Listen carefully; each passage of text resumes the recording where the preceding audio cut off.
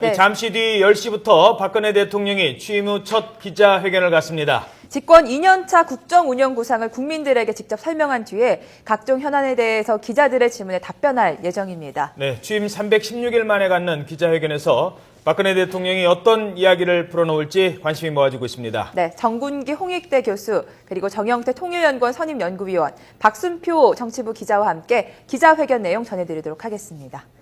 자, 안녕하십니까? 안녕하세요. 네, 안녕하십니까. 자, 일단 오늘 기자회견 어떤 내용을 관전 포인트로 봐야 될지 먼저 좀 설명을 좀 해주시죠. 크게 세 가지 아니겠습니까? 경제, 무엇보다 중요한 경제에 대한 얘기가 나올 것 같고, 특히 공기업 개혁 같은 것도 포함될 것 같고요. 네. 그 다음에 북한 문제. 김정은이 우리한테 대화 또 제의를 했지 않습니까? 여기에 대한 어떤 형태로는 대답이 있을 것 같고요. 그 외에 외교 안보라든가 또 비정상의 정상화라는 얘기에 대한 어떤 또 후속적인 또 여러 가지 내용들이 나올 것 같아요. 예. 네.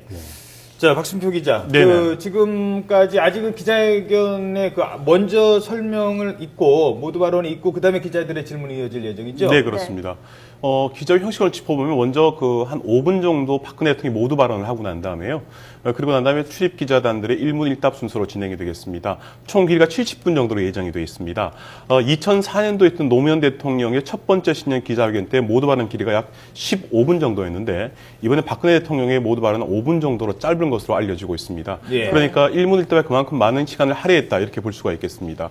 1문 1답에 모두 12명의 기자들이 나서는 것으로 알려지고 있는데요. 아마 방송기자단, 신문기자단, 또 외신기자단 등등에서 아마 자체적으로 질문 순서를 정한 것으로 그렇게 알고 있습니다. 예. 네, 자, 정영태 박사님, 이번 신년 기자회견에서 대북 문제와 관련해서도 얘기가 나오겠죠? 어떤 얘기 나올까요?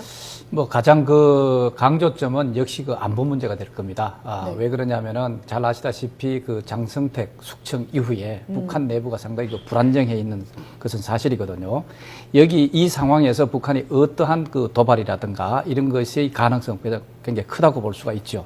이런 데 대해서 일단 강력한 안보, 그런 것을 우선적으로 할 것 같고, 네. 그 다음에 보다 더 준비로서의 어떤 그런 비전이랄까, 이런 예. 측면에 있어서는 소위 평화 정착이라고 하는 그런 차원도 있고, 그 다음에 통일을 위한 여러 가지 대비 이런 구축 방안들을 나름대로 선보일 것 같은데, 물론 아주 구체적인 것은 얘기는 하시기 어렵겠지만 일단 통일을 위한 기반 구축, 여기에 강조점을 둘 가능성도 있습니다.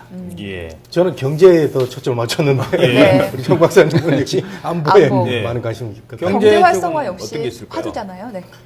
지금 경제가 1년을 우리가 지켜봤는데 뚜렷한 게 없었습니다. 솔직히 말씀드리면 창조 경제 핵심 화두도 지금 잡지 못했고요. 네. 종합주가 지수 2000선에서 계속 헤매고 그렇죠. 있고 여러 가지 서민들 어려운데 양극화 여기에 대한 경제 활성화라는 최근의 의지를 대통령이 강력하게 피력을 하고 있습니다. 그래서 구체적인 오늘 답안이 기재부라든가 이런 데를 통해서 아마 올라갔을 것으로 생각이 돼서 좀 나오지 않을까 기대를 좀 해봅니다. 네. 예. 어제 민주당의 김한길 대표가 대타협위원회도 제안했고, 정치 네네. 분야에서도 현안이 많죠? 어떤 게 있습니까? 네, 그렇습니다. 일단 신년 인사회였죠. 김한길 대표가 사회 경제적 양극화 또 갈등 해소를 위한 대타협위원회 구성을 제안했습니다. 네. 이 부분에 대해 대통령이 언급하시도 주목이 되고요. 또 그 외에 국가기관 대선으로 촉발되는 특검의 수용 문제 같은 것도 아마 언급이 있을까 하는 그런 기자들의 얘기가 나오고 있습니다. 두 분 잘 말씀해 주셨습니다만 크게 키워드로 정리해 본다면 경제, 안보, 개혁 세 가지 키워드에 아마 대통령 신년 기자회견 내용이 맞춰질 것 같고요. 예. 네. 조금 더 풀어서 설명을 드린다면 경제 분야에서는 창조 경제 활성화를 통한 경제 활성화라든가 일자리 창출 이런 분야의 얘기가 집중될 것 같습니다. 또 안보 분야 같은 경우는 북한의 도발 가능성 대비한 문제, 그리고 또 누누이 강조했습니다만 인기 내 통일 기반을 구축하기 위한 여러 가지 문제 등들을 언급할 것으로 보입니다. 또 개혁 분야에서는 공기업 개혁 등을 포함해서 사회 비정상적인 분야의 정상화에 대한 개혁 의지 이런 것들을 강조할 것으로 보입니다. 이외에 말씀드렸다시피 사회적 대타협위원회 구성 문제라든가 또 안보 문제에 직결된 것입니다만 한일 관계 문제, 또 특검 문제 이런 것들도 언급이 나올지 주목이 되고 있습니다. 네. 그리고 이번에 정치권이나 언론에서 꾸준히 얘기되온 불통꼬리표 이번 기자회견 통해서 뗄 수 있다. 이런 전망도 나오고 있는데 어떻게 보시나요? 사실은 이슈가 제일 네. 이번에 각광을 받아가지고 이게 연두 기자회견이 이렇게 뉴스가 돼 본 적이 참 처음인 것 같은데 네. 대통령의 불통 이미지를 오늘 어떻게 극복을 하느냐. 사실 그 신년 연두 기자회견, 박정희 대통령 시대 때부터 있어온 그런 그 상징적인 이벤트인데, 네. 사실은 그 우리 언론하고 쌍방향 커뮤니케이션을 하는 그런 장소거든요. 그래서 오늘 얼마나 저 쌍방향 커뮤니케이션을 잘 할 수 있느냐, 여기에 이제 점수가 매겨질 것 같은데, 예. 뭐 우리 저 박순배 기자를 아시다시피 기자들이 많은 것을 요청을 했다고 합니다. 뭐 형식도 좀 바꿔보고 진솔하게 소통을 좀 하는 그런 질문 그- 답변 시간이 많이 예, 길어지더라고요. 예. 그래서 오늘 뭐 대통령이 그 소통에 대한 뭐 또 이미지를 한번 보여주지 않을까 이렇게 기대가 되네요. 네. 예. 네. 그런가 하면 이제 최근에 일본의 아베 총리가 신사참배를 강행을 하면서 대일 관계도 지금 가장 안 좋은 시기 아니겠습니까? 그렇죠. 이런 시기에 대통령의 언급도 상당히 주목되고 있겠죠. 어떻습니까? 예, 특히 그 한일 관계 이 문제에 있어서는 그 우리 이 민족이랄까 사실 우리 그 국민들 있어도 굉장히 그 중요한 사안이라고 볼 수가 있죠. 왜냐하면 우리가 뭐 잘 아시다시피 그 일제 식민지 치하에 있어서 여러 가지 우리가 경험을 했는 상황이고 그 다음에 이제 그 이후에 사실은 그 일본의 안보적 위협이라든가 이런 데 대해서는 그렇게 우리가 생각을 못 해봤는데 예.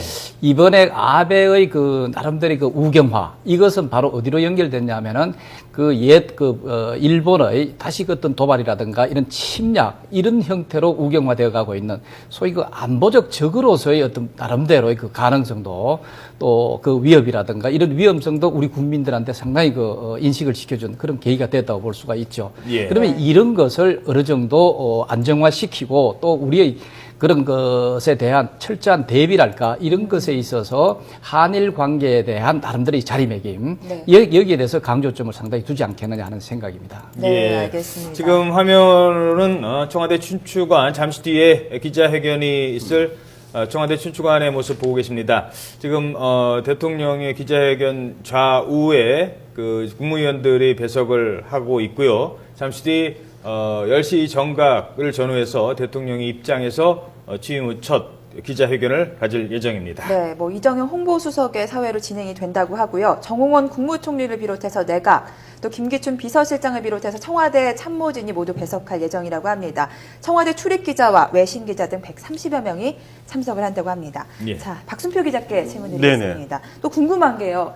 계속해서 뭐 비서실장이나 국무총리가 나서서 뭐 진화를 했지만 개각이나 뭐 개헌에 대한 얘기가 계속해서 스물스물 나오고 있거든요. 네, 그렇습니다. 여기에 대한 언급도 있을까요? 일단 뭐 언급하기는 이릅니다만은 네. 박근혜 대통령이 모두 발언에서 그 내용을 포함시킬 가능성은 떨어진다고 봐야 될 것 같습니다. 다만 기자들의 일문일답에서 그런 내용이 있을 경우에 질문을 굳이 피하지는 않을 것 같습니다. 일단 개각 문제라든가 개헌 문제 같은 경우는 중요한 화두이기 때문에 네. 그렇고요. 특히 개헌 문제 관련해서 지난번에 그 이른바 47초 회견 때문에 짧은 회견 때문에 논란이 되지 않았습니까? 그쵸. 이런 부분에서 아마 기자들의 질문이 있을 것으로 보입니다. 다만 개헌 문제와 관련해서는 시기적으로 지방선거랑 큰 선거를 앞두고 있기 때문에 개헌의 로드맵 정도를 게시하려는지 모르겠습니다만은 그 부분에 대해서 질문이 있을지는 아마 조금 불투명한 상황인 것 같습니다. 예. 지금 아무래도 여기저기서 지금 얘기들이 가장 많이 나오고 있던 부분이 최근에 그 공기업 개혁과 관련해서 올해부터는 이제 공기업 개혁이 본격적으로 또 시작돼야 되는 한 해 아니겠습니까? 지금 감사원의 감사 이제 시작됐고요. 어떻습니까? 이런 부분에 대한 뭐 흔히 말하는 비정상의 정상화를 포함해서 어느 정도의 의지를 보일 것으로 보이십니까? 예, 그리고 첫 단추인 철도공사 문제는 뭐 그런 대로 잘 해결이 됐다고 봐야 되기 때문에 이제 그 나머지 공기업들 그 개혁에 대해서는 올 2년차가 매우 중요하죠. 그래서 예. 강력한 드라이브를 걸 것으로 생각이 되는데 예. 철도공사 사태 때 민영화라는 것을 너무 강조를 못하다 보니까 어려움도 있을 거예요. 사실은 뭐 아하. 민영화가 나쁜 말은 아닌데 예.